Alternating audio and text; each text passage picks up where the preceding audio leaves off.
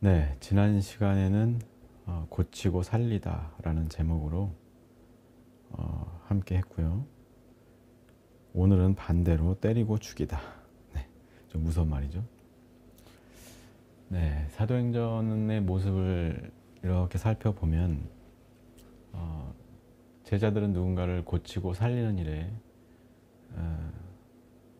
온 힘과 마음을 다해서 애를 썼고 자기 시간과 물질을 투자해서 고치고 살리는 일에 애썼던 모습을 봅니다. 반대로 그런 모습과는 별개로 기존의 유대인들, 기존의 종교인들, 기존의 기득권들은 여전히 이러한 사람들을, 정의로운 사람들, 선한 사람들을 고깝게 여기고 옥에 가두고 때리고 죽이려고 하는 모습을 볼 수가 있어요.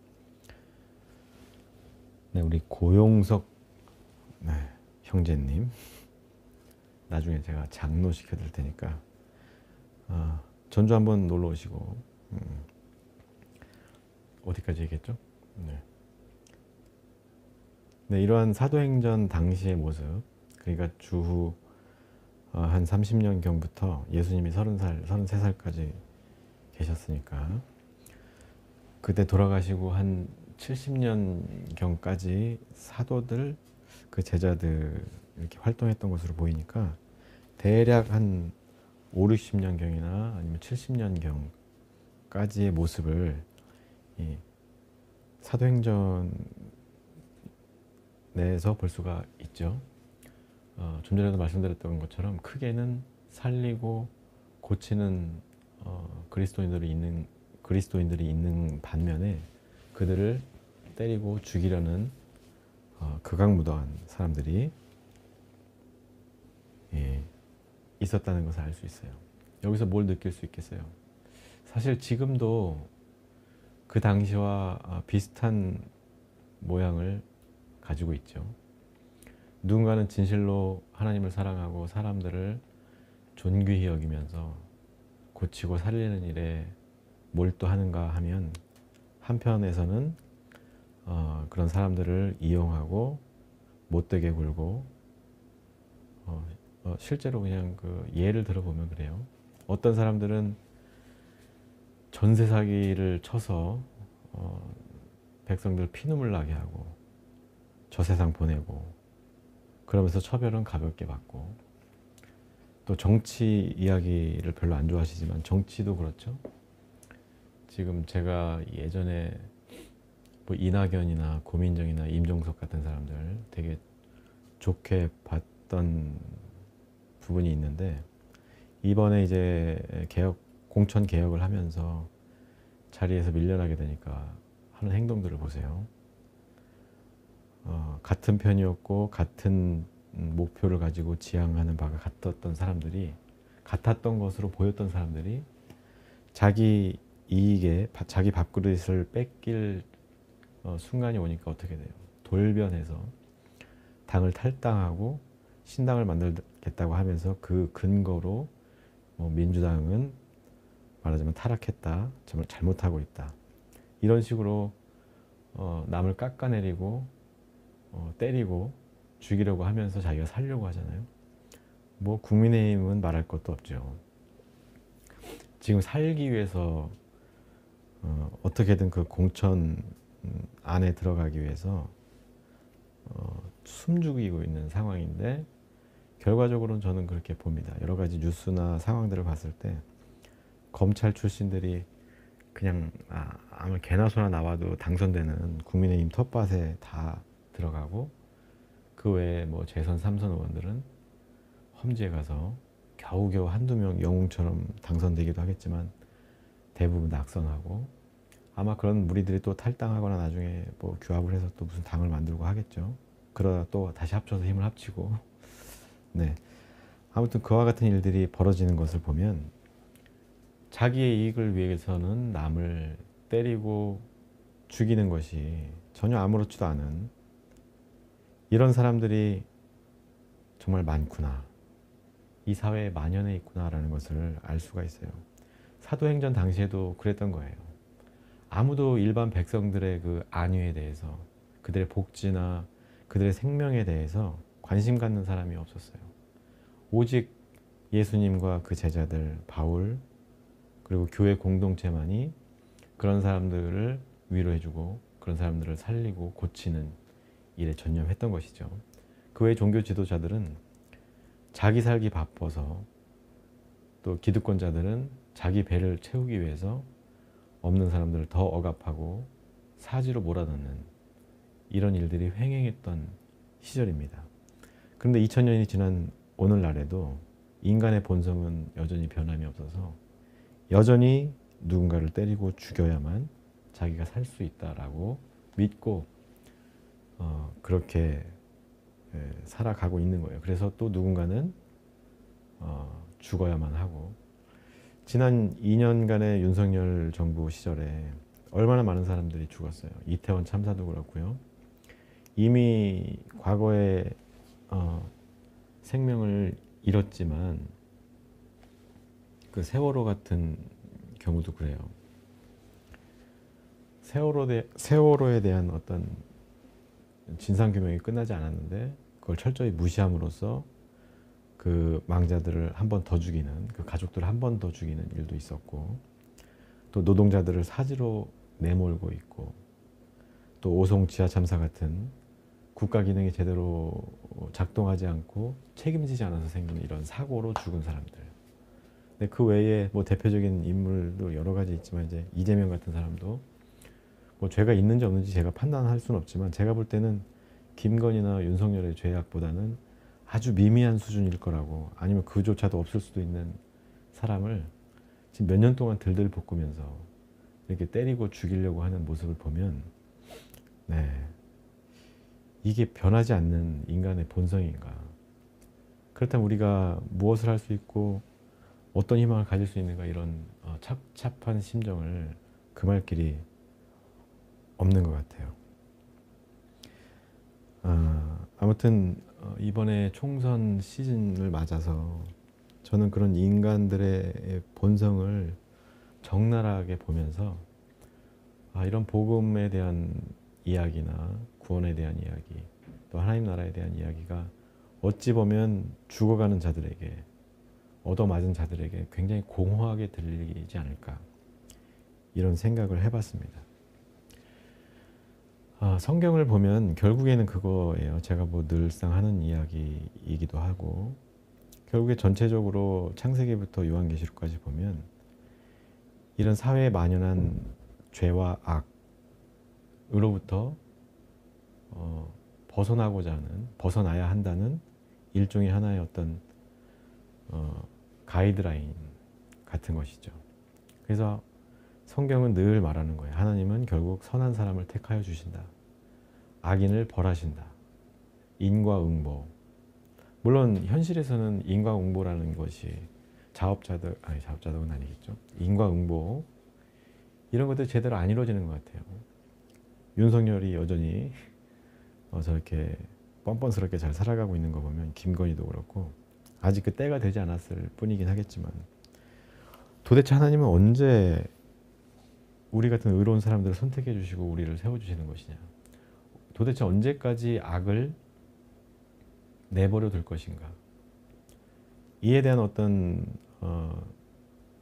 고민들이 많이 되는 게 사실입니다. 제 젊은 시절에 하나님에 대해서 공부하고 신앙생활 할 때도 그런 질문들을 늘상 해왔어요. 하나님은 없는 것이 아닌가라는 생각까지 하게 될 정도였으니까요. 아마 많은 그리스도인들이, 참된 그리스도인들이 그런 비슷한 생각을 할 수도 있을 것 같아요. 그런데 우리는 그런 절망적인 상황 가운데서 모든 것을 포기하기보다는 그래도 우리가 기다려야 하고 인내해야 하는 겁니다. 제가 와이프하고도 설교 뭐 이런 이야기를 하면서 욥에 대한 이야기도 한번 한 적이 있어요. 어젠가 그젠가. 욥이 제가 위대하다고 생각하는 것은, 욥도 하나님을 원망을 엄청나게 많이 했어요. 하나님에 대해서 욕만 안 했지, 거의 하나님을 배신하고 떠날 사람처럼 계속 불평하고 불만을 이야기하고 계속 땡깡을 부리는 모습을 욥기를 보면 알 수가 있어요. 여러분도 한번 읽어보시면 그 친구들이나 아내 같은 사람들은 하나님을 떠났죠. 그런 하나님을 저주하고 떠나라고 권면하기도 하고 욥한테. 이 욥은 끝까지 하나님을 원망하고 하나님께 뭐라고 이렇게 투정 부리고 하나님께 짜증을 낼지언정 하나님 품을 떠나지 않고 언젠가 올 그 복의 날을 끝까지 기다렸다는 거예요. 기다리고 버텼다는 것이죠. 그래서 끝내는 더 큰 축복을 받고 오늘날까지 믿음에 관해서는 욥을 따라갈 자가 없다는 이런 인정을 받는 사람이 되었죠. 제가 말씀드리고자 하는 것은 세상에 악이 만연하고 우리가 그 악에 아무리 맞선다고 한들 우리가 아무것도 변화를 이끌어낼 수 없다라고 착각하고 포기하는 순간 우리는 욥의 친구들이나 아내처럼 하나님을 떠나는 사람이 된다 하는 거예요. 모르겠어요. 하나님은 선한 사람을 의를 선택해 주시고 의로운 사람을 선택해 준다는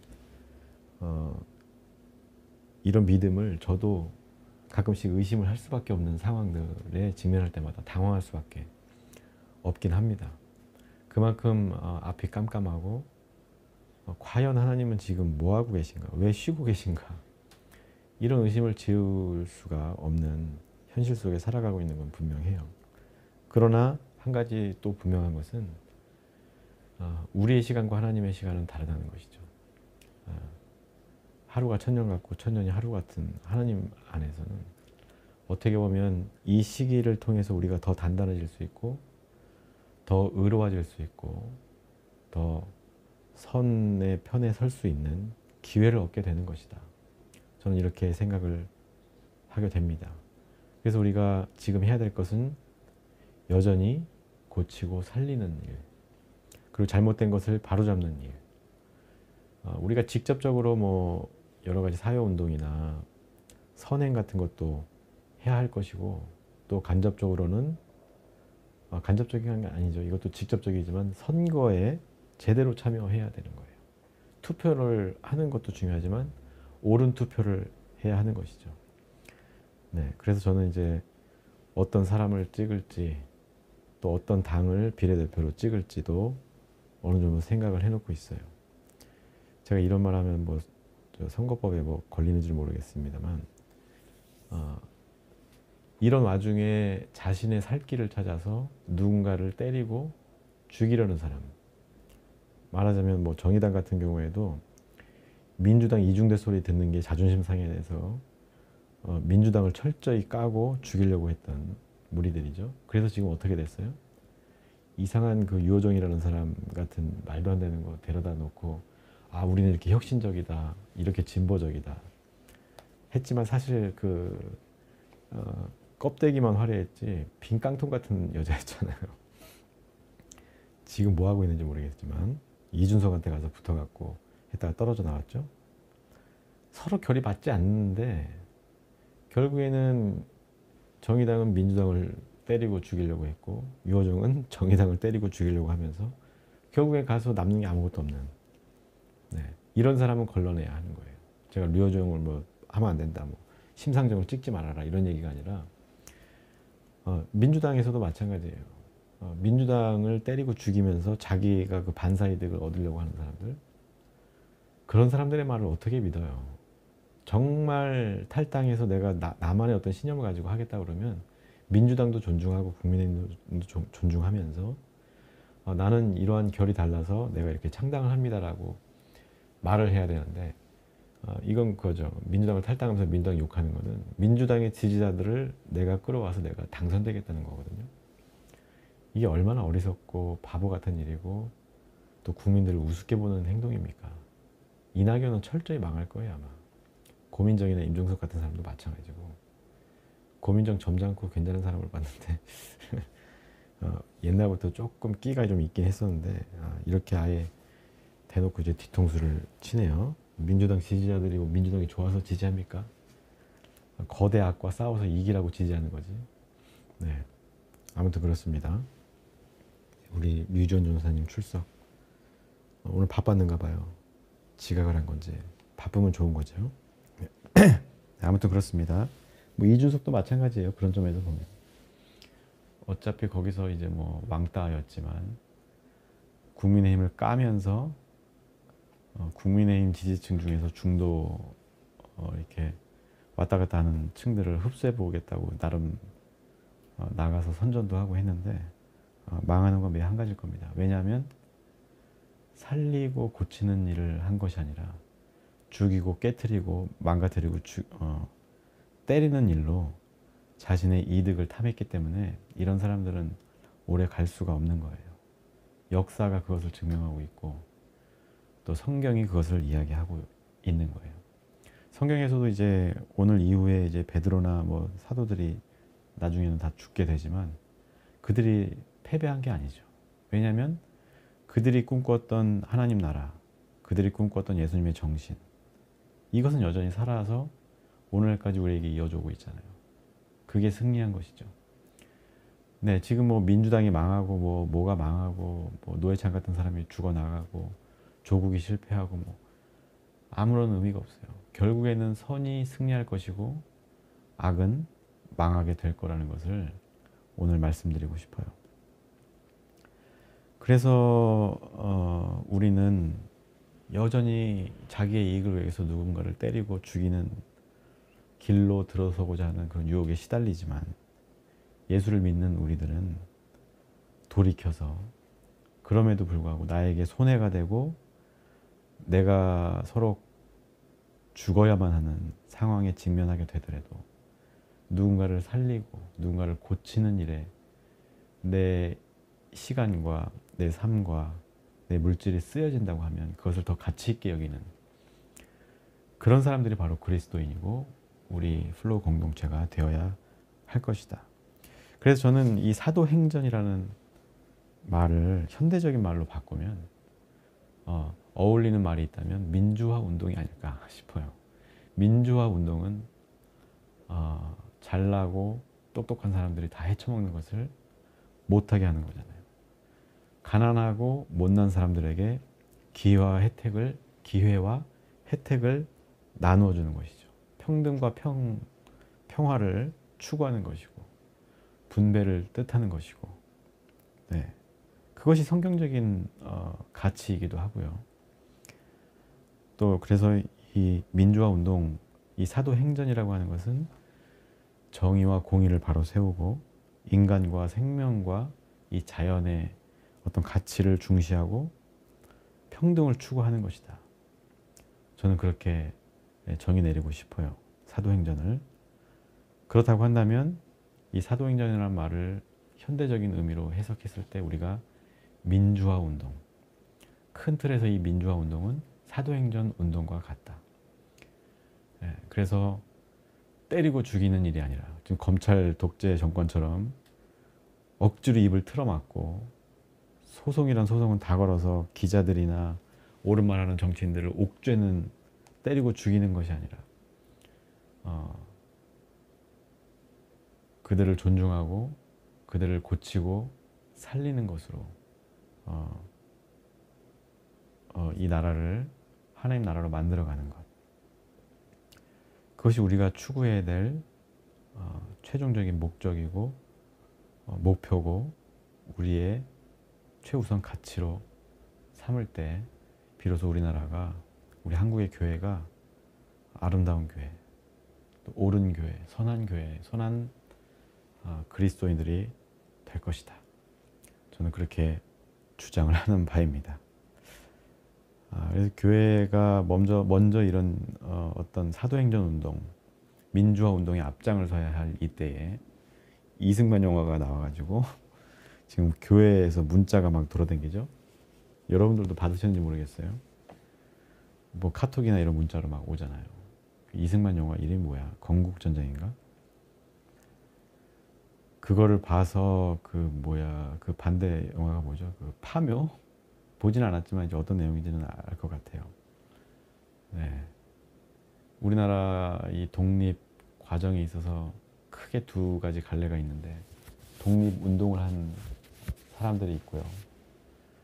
반대로 친일, 매국한 사람들이 있죠. 이 두 부류의 사건을 이렇게 두 영화가 보여주는데, 하나는 억지로 미화를 하고, 이승만이 자기 백성을 버리고 죽이고 다리를 폭파해서 자기만 살려고 했던 사람이니까 당연히 그 사람에 대한 평가는 악인이 되어야 되겠죠. 그런데 그런 악인을 의인으로 둔갑시키려고 하는 이런 시도들, 야, 이게 2024년 현대사회에서 그런 시도들이 벌어지고 있다는 것 자체가 너무 아이러니하지 않아요? 여전히 사람들은, 이 사건은 그거예요. 여전히 사람들은 때리고 죽이는 것을 즐겨한다. 그렇게 해서 자기가 살고자 하는 것이다. 그럼 어떻게 해야 돼요? 우리는 여전히 베드로나 바울이나 이런 사도들처럼 고치고 살리는 일에 더 앞장서야 되는 것이죠. 사도행전 운동을 벌여야 하는 것이고, 지금 현대적으로 해석하면 민주화 운동을 해야 한다는 거예요. 물론 우리가 광장에 나가서 막 윤석열 탄핵하고 용산 앞에 가서 윤석열 뭐 이렇게 할 수는 없을 수도 있지만, 이번에 선거 제대로 해야겠죠. 그리고 여기저기 떨어지는 낭설들에 이렇게 관심 보이지 마시고, 그 건국 무슨 그런 영화 관심 갖지 마시고, 반응하지 마시고, 이런 것도 하나의 애국 운동이 되고 독립 운동이 되고 또 민주화 운동이 되는 겁니다. 네, 파묘가 재밌대네요. 파묘나 봅시다. 우리 다 같이 보면 좋겠는데. 그렇습니다. 오늘은 이제 말씀 여기까지 준비했고요. 사도행전을 우리가 계속 보고 있는데, 결국에는 사도행전을 통해서 우리가 배워야 할 것은, 이런 지금 검찰 독재 시절에 우리가 사도행전적인 삶을 살아야 한다. 그것은 곧 쉽게 얘기하면 민주화에 대한 열망을 가지고 민주화 운동을 지지하고 거기에 손을 보태고 돈을 보태고 시간을 보태는 것이 어떻게 보면 사도행전 시대의 제자들의 하는 일과 일맥상통하는 일이다. 이것을 우리가 꼭 기억했으면 좋겠어요. 그리고 거기에 역행하는 모든 것들에 저항하고 반대하고 아닌 건 아닌 것이라고 이야기할 수 있는 그런 우리 그리스도인들이 되었으면 좋겠습니다. 이 이야기를 교회에서 하면 어떻게 될까 궁금한 생각이 좀 듭니다만, 네, 아마 저를 죽이려 들 수도 있겠죠. 십자가에 옛날에나 뭐 그렇게 죽이고 때렸지, 지금은 실제로 죽이고 때리진 않잖아요. 네, 소송을 걸면 같이 소송을 할 수도 있고. 네, 아무튼 어떤 분들한테는 이런 뭐 민주화 운동이나 이런 게 불편한 것일 수도 있겠지만, 아마 여기 계신 분들은 이게 불편하지는 않을 거라고 저는 생각해서 이야기를 해봤습니다. 그래서 오늘 성경에 본문에 보면 이제 헤롯 왕이 이제 대표 주자로 떴는데, 교회 중 몇 사람을 해쳐서 이 교회가 말 잘 듣게 하겠다, 이런 시도. 사실 그런 시도가 지금도 있겠죠. 대형교회 목사들이 얼마나 꺼리낄 게 많아요. 근데 그들의 뒤를 살살 봐주면서 한국교회가 이렇게 움직여라, 이럴 개연성이 충분히 있죠. 네. 어쩌면 이렇게 사도행전 시대와 지금 시대가 이렇게 똑같은지 모르겠어요. 중세 시대도 그렇고요. 네, 그래서 야고보를 죽이고 베드로를 감옥에 가뒀습니다. 우리도 이와 같은 일을 당할 수 있다는 거예요. 물론 목숨을 잃거나 하지는 않겠지만, 사실 정의를 외치고 공의를 외치는 것은 참 어려운 일이기도 해요. 자신의 먹고 사는 문제, 자신의 영달을 포기해야 되는 순간들을 맞닥뜨려야 할 수 있거든요. 네. 네. 저도 몇 번 경험한 것이지만, 저야 뭐 돈에 환장한 놈은 아니기 때문에 기꺼이 맞서고 싸워왔지만 별 의미가 없었는지 모르겠어요. 아무튼 그 안에서는 작은 뭐 소용돌이가 일어나서 정의를 생각하는 사람들이 한둘은 생겼을 수도 있겠다 하면서 저는 위안을 삼습니다만, 아무튼 그렇습니다. 사회적으로 지금 많이 어려운 상황이고 경제적으로도 어려운 상황이에요. 우리가 더 기도합시다. 오늘 이도저도 못하는 분들은 어떻게 했냐. 5절에 교회는 베드로를 위해, 선을 위해 간절히 하나님께 빌었다. 우리가 할 수 있는 건 일단은 기도입니다.